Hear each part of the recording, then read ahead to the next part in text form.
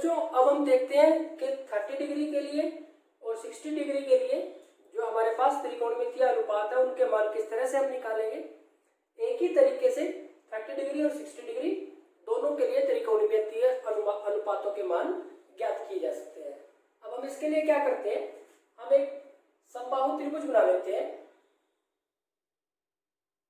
एक समबाहु त्रिभुज हमने बना ली, कुछ भी नाम दे सकते हैं आप इसको, ए बी सी। अब इसकी जो भुजाएं हैं उसकी लंबाई हम मान लेते हैं ए, मान लेते हैं ए मात्रक। तो ये हमने समबाहु त्रिभुज बना ली।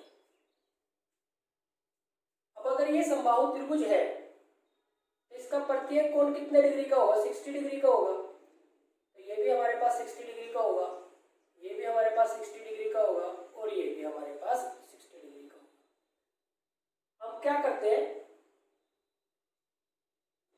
बी से AC पे या CA पे लंब खींचते हैं। बी से AC पे या फिर CA पे कह लो आप, हमने लंब खींचा जो कि AC पर कहां पे मिला, D बिंदु पे मिला। अब आप देखेंगे ये लंब है तो यानी कि इधर भी ये समकोण है और ये इधर भी समकोण है। तो प्यारे बच्चों हम कह सकते हैं कि जो त्रिभुज है ABD या ADB कह लो आप, त्रिभुज ADB ये सर्वांगसम है किसके, त्रिभुज, ये जो दूसरी त्रिभुज है CDB के। तो यहां पे आपको देखना है कि सर्वांग समता का कौन सा नियम अप्लाई हुआ। आप देखेंगे कि इस त्रिभुज में और इस त्रिभुज में BC और BA बराबर है और ये उभयनिष्ठ भुजा होगी BD या DB और ये 90 डिग्री का कोण हो गया। यहाँ पे ये 90 डिग्री का कोण हो गया। तो ये अगर 90 डिग्री का कोण हो गया तो हमारे पास नियम कौन सा लग गया, RHS सर्वांग समता नियम के हिसाब से ये जो त्रिभुजें हैं वो कैसी होगी, सर्वांग सम होगी। अब आप देखेंगे कि अगर ये त्रिभुज सर्वांग सम होगी तो इनके संगत भाग बराबर होंगे, यानी कि CD और AD आपस में बराबर होंगे। अगर ये इस पूरी भुजा की लंबाई A है तो ये A/2 और ये भी A/2। अब यहां से यहां तक हम पहुंच गए। प्यारे बच्चों अब आगे बढ़ते हैं।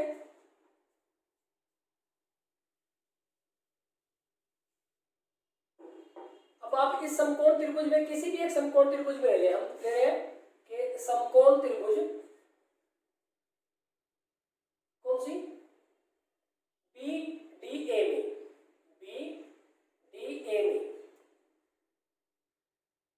ये 90 डिग्री का कोण है तो यानी कि ये करना है हमारे पास, यानी कि A का वर्ग पाइथागोरस थ्योरम से करें, A का वर्ग इसके बराबर होगा इसके वर्ग के और इसके वर्ग के, यानी कि किसके वर्ग के, BD के वर्ग के प्लस यहाँ पे A/2 इसके वर्ग के। तो यहां से तो आ गया A², ये BD² हो गया प्लस ये A²/4 हो गया। अब हमने क्या किया, इसको इधर ले आते हैं, A² माइनस A²/4 बराबर है BD²। तो इसका एलसीएम लिया, हमारे पास 4 आ गया, 4A² माइनस A² बराबर है BD²। तो 4A² माइनस A² कितना रह गया, 3A²/4 बराबर है BD²। या फिर कह सकते हैं कि BD² बराबर है 3A²/4।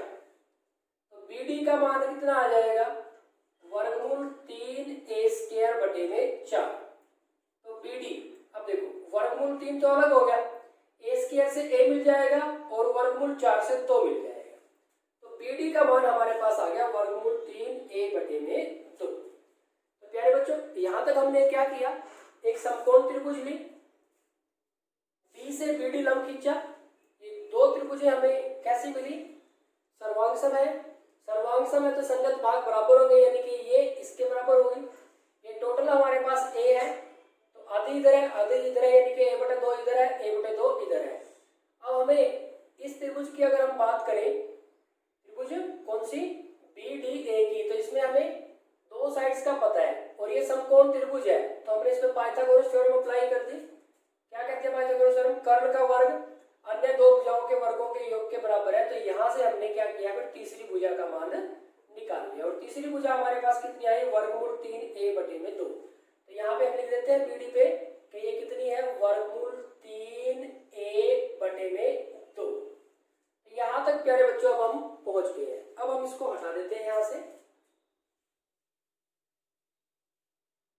और अब आप देखेंगे ये भी हम हटा देते हैं, कॉम्प्लिकेशन ना हो ज्यादा।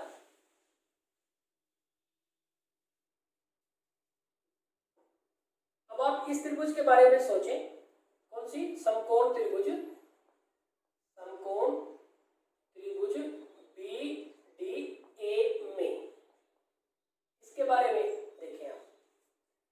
देखो वैसे ये जो पूरी त्रिभुज थी, त्रिभुज ABC कैसी थी, समबाहु त्रिभुज थी। समबाहु त्रिभुज थी, ये जो कोण हमारा है 60 डिग्री है। अब इस त्रिभुज में देखो, इस त्रिभुज में तो ये कोण हमारा 60 डिग्री है, ये 90 डिग्री है, तो ये वाला जो कोण होगा वो कितना होगा, 30 डिग्री का होगा। ये वाला जो कोण होगा हमारा 30 डिग्री का होगा। अब हम इस कोण के बारे में बात करते हैं, इसके बारे में साइन।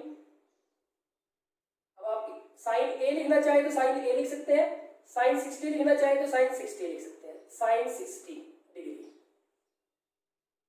क्योंकि ये 60 डिग्री है हमारे पास, साइन 60। अब देखो हम इस न्यून कोण के बारे में बात कर रहे हैं, ये 90 डिग्री का है, यानी कि ये हमारे पास कोण है, कर्ण है। इस न्यून कोण के बारे में बात कर रहे हैं, ये 90 डिग्री है, तो इसके सामने तो ये कर्ण है। तो और एंगल किस किस के बीच में बढ़ता है, आधार और कर्ण के बीच में। तो ये हमारे पास आधार है और ये हमारे पास लंब है। अब साइन 60 डिग्री, साइन 60 डिग्री कितना होगा, साइन लंब बटे में कर्ण। लंब देखो आपके पास क्या है, लंब हमारे पास ये है BD और कर्ण कितना है AB।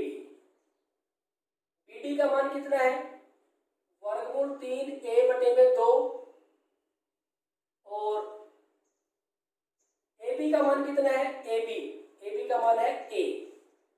अब देखो ये दो यहाँ पे आ जाएगा, A के साथ A कट जाएगा, सिंपल सी बात है, A के साथ A कट जाएगा, तो ये हमारे पास कितना आ जाएगा, a/2। सॉरी A के साथ A कट जाएगा तो वर्गमूल 3, A के साथ A कैंसिल हो गया तो वर्गमूल 3/2। साइन 60 का मान आ गया वर्गमूल 3/2, साइन और ये 60 वर्गमूल 3/2। ठीक है भाई। अब हम मान निकालते हैं cos 60 का, cos 60 डिग्री। cos क्या होता है, आधार बटे में कर्ण। आधार हमारे पास कितना है, आधार है हमारे पास AD और कर्ण है AB। अब AD का मान है हमारे पास a/2 और AB का मान है हमारे पास a/a। ये हमारी एक्चुअल डिवीजन है, तो हम क्या करते हैं, इसके बटे में 1 लगा देते हैं। अब पहला और चौथा इकट्ठा होगा और दूसरा और तीसरा, तो ये 1 गुना में 1 और ये 2 गुना में 1, तो इसके साथ ये कट जाए तो कितना आ जाएगा, 1/2 आ जाएगा हमारे पास। तो प्यारे बच्चों cos 60 का हमारे पास मान आ गया 1/2। चेक करें 60 और ये cos, तो ये हमारे पास मान आ गया 1/2। अब tan 60, अब ये मान आ गया हमारे पास, तो इन्हीं से निकाल लेते हैं। tan 60 को हम लिख सकते हैं sin 60 degree divide by cos 60 degree. आप इस तरीके से निकालना चाहे, लंब बटे आधार के तरीके से निकालना चाहे तो वो भी कर सकते हैं। तो यहाँ से sin 60 का मान है वर्गमूल 3/2 और cos 60 का मान है 1/2। वर्गमूल 3 बटे में 1 आ गया, यानी कि कितना हो गया ये वर्गमूल 3। तो टेंजेंट 60 का मान आ गया वर्गमूल 3। तो टेंजेंट 60 ये हमारे पास मान हो गया वर्गमूल 3। आगे बढ़ते हैं अब साइन 60 का मान, कोसिकेंट 60 डिग्री का मान कितना होगा? साइन 60 का मान वर्गमूल 3 बटे 2 है, तो कोसिकेंट 60 का मान इसका उल्टा आ जाएगा, इसका विलोम हो जाएगा, यानी कि 2 बटे में वर्गमूल 3 हो जाएगा। 2 बटे में वर्गमूल 3 कोसिकेंट 60 चेक करें, कोसिकेंट 60 2 बटे में वर्गमूल 3। इसी तरह से सीकेंट 60 डिग्री का मान अगर हमें निकालना है तो ये कोस का विलोम होता है, कोस का मान है 1/2, तो ये 2/1 हो जाएगा, यानी कि हमारे पास कितना हो जाएगा 2। तो सीकेंट 60 का मान हमारे पास हो गया 2। इसी तरह से अगर हम बात करें कोट 60 डिग्री की, साइन 60 डिग्री, टेंजेंट 60 डिग्री का मान है वर्गमूल 3, तो कोट 60 होगा इसका विलोम। देखो वर्गमूल 3 बटे में 1 है, तो इसका विलोम करेंगे तो ये हो जाएगा 1 बटे में वर्गमूल 3। तो कोट 60 का मान आ गया 1 बटे में वर्गमूल 3, ये हमारे पास 1 बटे वर्गमूल 3। तो प्यारे बच्चों ये मान आ गए हमारे पास किसके लिए? 60 डिग्री के लिए। तो 60 डिग्री के लिए 6 के 6 जो हमारे पास त्रिकोणमितीय अनुपात है, हमने उनके मान ज्ञात कर दिए। अब इसी पैटर्न को आगे बढ़ाते हुए अब हमें किसके मान निकालने हैं? 30 डिग्री के लिए मान निकालने हैं। अब प्यारे बच्चों देखते हैं हम 30 डिग्री के लिए। 30 डिग्री के लिए हमारा जो प्रोसेस है, जो मेथड है, वो यही चलता रहेगा। अब 30 डिग्री के लिए मान किस तरह से निकालेंगे आप ये देखें। यहाँ पे सिर्फ एक छोटा सा चेंज करना पड़ेगा हमें,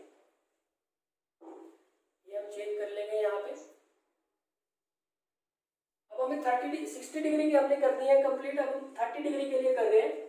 तो एक तो हमें चाहिए साइन 30 डिग्री के लिए, इसी तरह से कोस 30 डिग्री के लिए, और इसी तरह से टेंजेंट 30 डिग्री के लिए। अब साइन 30 के लिए, अब देखो 30 डिग्री के लिए बात हो रही है, तो 30 डिग्री एंगल त्रिभुज हम यही ले रहे हैं, समकोण त्रिभुज BDA 30 डिग्री, यानी कि एंगल ये हुआ, और अगर एंगल ये हुआ तो एंगल किसके बीच में होता है? आधार और कर्ण के बीच में, यानी कि इस बार आधार हमारा ये है BD, कर्ण तो यही रहेगा, कर्ण में कोई फर्क नहीं पड़ेगा, और लंब हमारा AD है।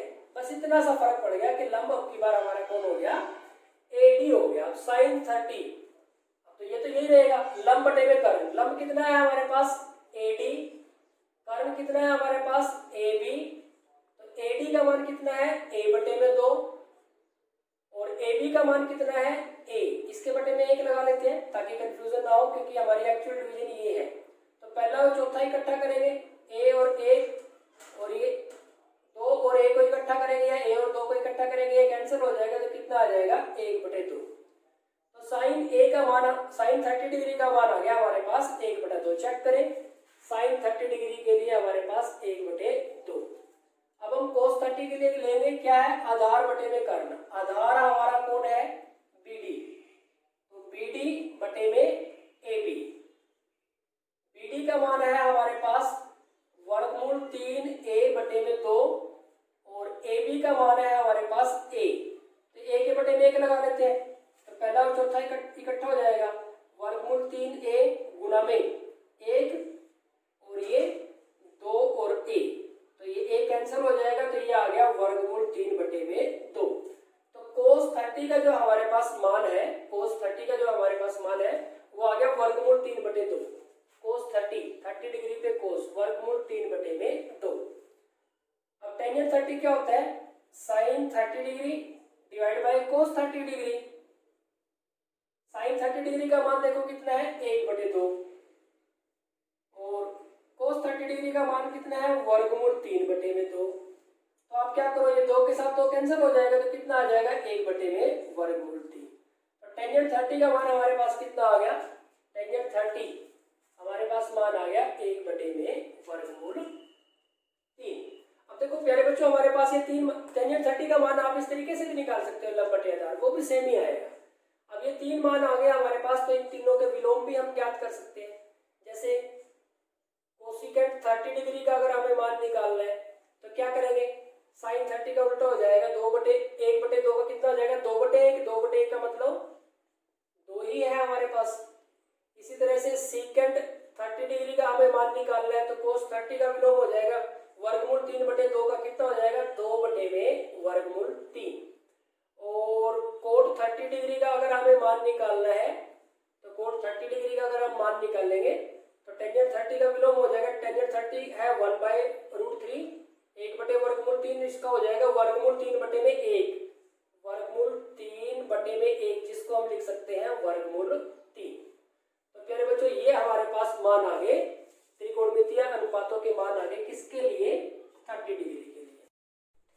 तो प्यारे बच्चों 30 डिग्री और 60 डिग्री के जो त्रिकोणमितीय अनुपात है वो आप एक ही मेथड से निकाल सकते हैं। आपको क्या करना है समबाहु त्रिभुज लेनी है उसमें एक लंब खींचना है और फिर दो हमें सर्वांशों त्रिभुज मिलेंगे जिससे हमें ये जो एक भुजा है उसका आधा मिल जाएगा तो कर्ण मिल गया। एक समकोण त्रिभुज ले लेंगे दोनों में से कोई सी भी एक ले सकते हैं। अब यहाँ पे हमारे पास एक समकोण त्रिभुज मिल गई कर्ण है हमारे पास एक भुजा और है तो उसके अलावा जो दूसरी भुजा बचेगी पाइथागोरस थ्योरम से निकाल ली। कोण का हमें पता है कि 90 डिग्री का कोण है एक 60 डिग्री का कोण है और ये आधा